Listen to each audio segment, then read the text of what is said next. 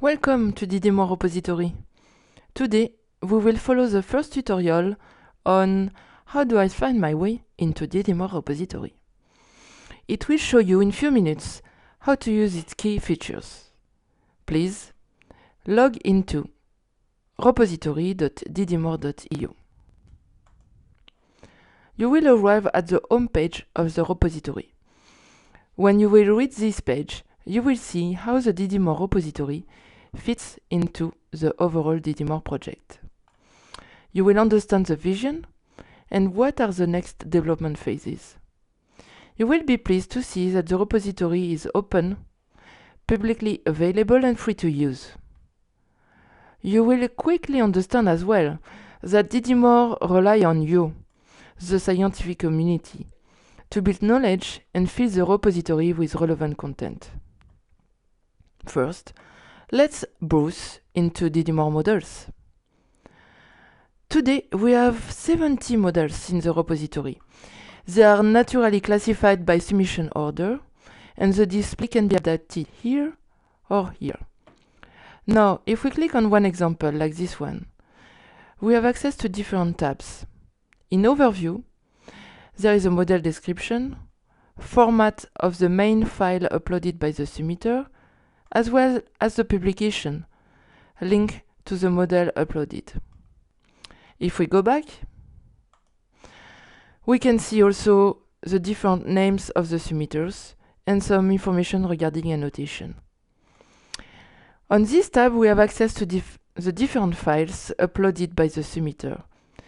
Here, the FarmML, which is the main file with some syntax highlighted.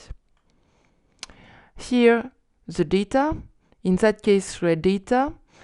You have to note that it's not possible yet to upload human red data in the repository.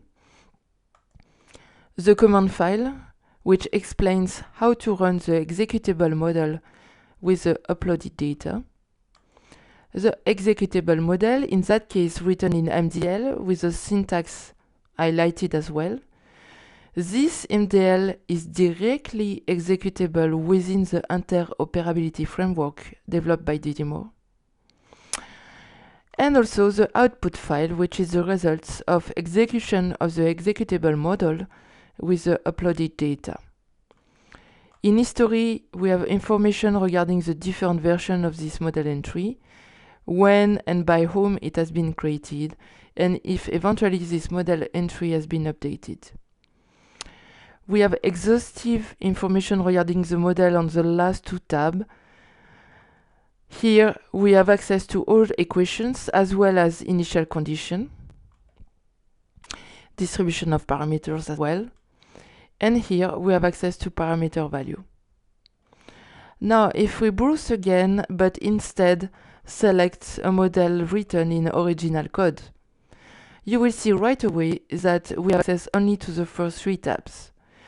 Actually, the model repository has been developed supporting the language developed by DDMore, and this language are MDL, the human readable language, which is translated in FarmML, the new exchange format for encoding models, associated tasks, and the annotation proposed by the DDMore consortium. And if models are written in those languages, we have access to more tabs and an optimal display for modeler. Now, let's search for a model of interest. For instance, what are the models linked to oncology? And as of today, we have 8 models which are linked to oncology. I think now you have an exhaustive overview of the DDMore repository.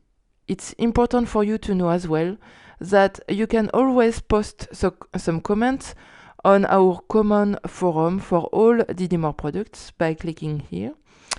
You have also access to a contextual help always at the right bottom corner here. And if I click on this help, you will have a pretty exhaustive list of different support you can get. On those words,